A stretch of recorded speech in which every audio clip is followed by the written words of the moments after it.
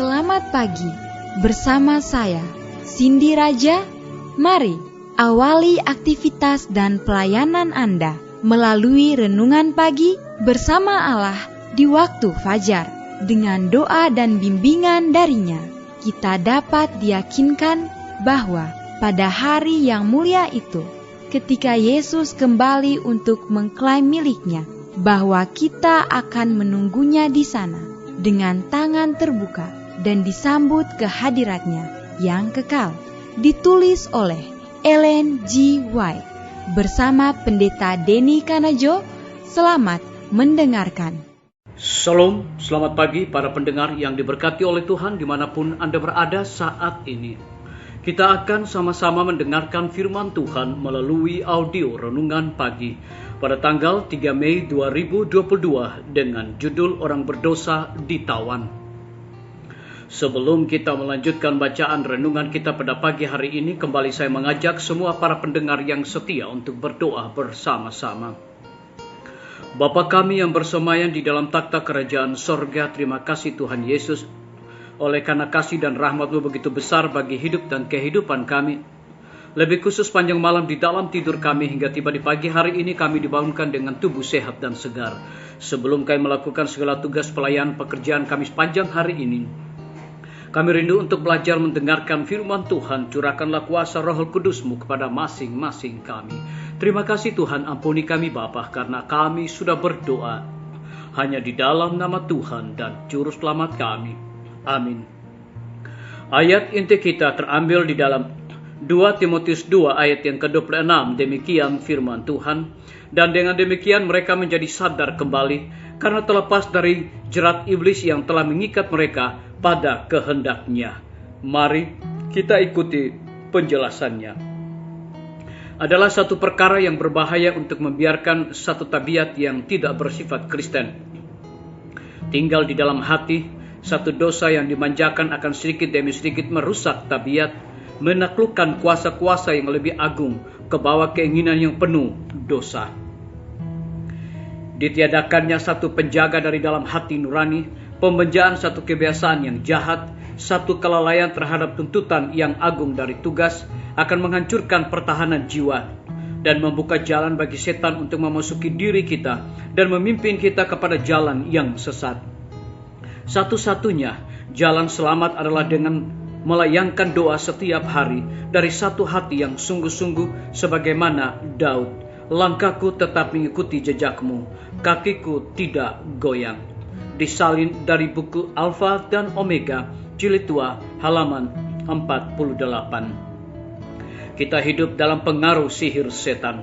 Musuh akan membentangkan mantra tidak bermoral di sekitar setiap jiwa yang tidak dilindungi oleh kasih karunia Kristus.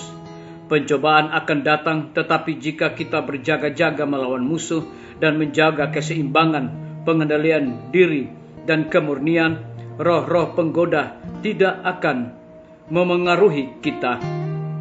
Mereka yang tidak melakukan apapun pada godaan yang jahat akan memiliki kekuatan untuk menahannya ketika hal itu datang. Tetapi mereka yang membiarkan diri dalam suasana kejahatan hanya akan menyalahkan diri mereka sendiri jika mereka dikalahkan dan jatuh dari keteguhan mereka. Kita harus dibimbing oleh teologi yang benar dan akal sehat. Jiwa kita akan dikelilingi oleh suasana sorga. Pria dan wanita harus mengawasi diri mereka sendiri.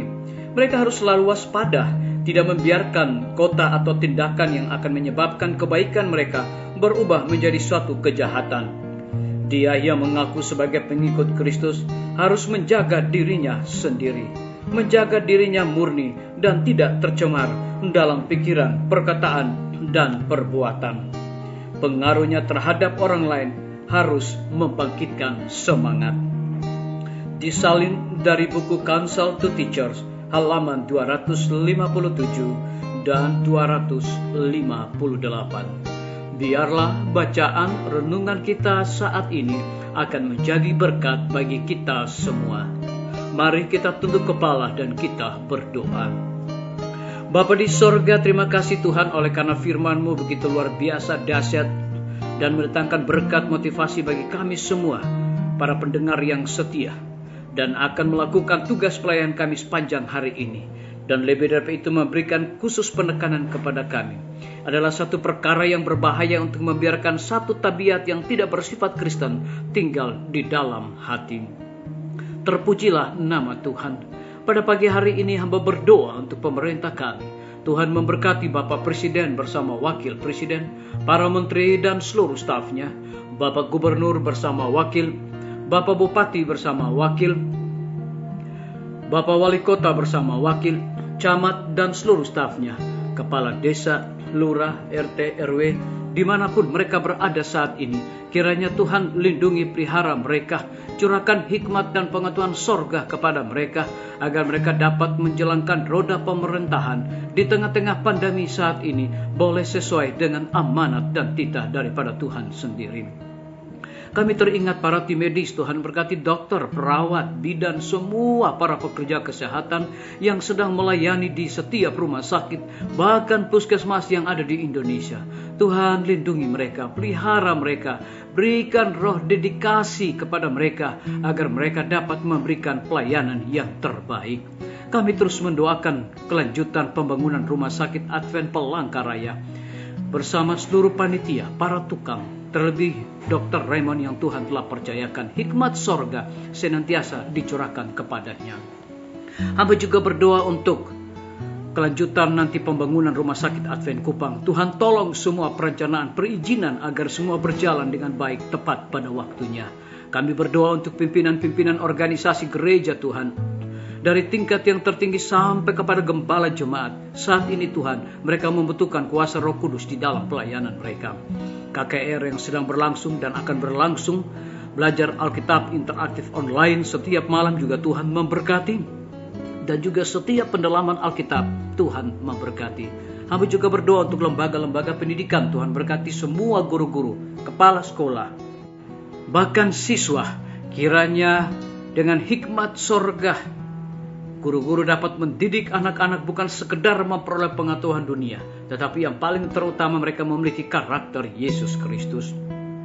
Kami menyerahkan TNI, Polri, PNS, wira swasta, petani, pedagang, nelayan, ojek online, dan saudara-saudara kami yang ada di dalam penjara. Tuhan lindungi, pelihara mereka, dan juga curahkan hikmat, pengetahuan sorga untuk mereka melaksanakan tugas mereka dengan sebaik-baiknya. Kami juga berdoa untuk para pendengar yang setia yang berulang tahun saat ini. Dengan bertambahnya usia yang Tuhan percayakan di dalam hidup mereka, mereka selalu bersyukur dan melayani Tuhan senantiasa.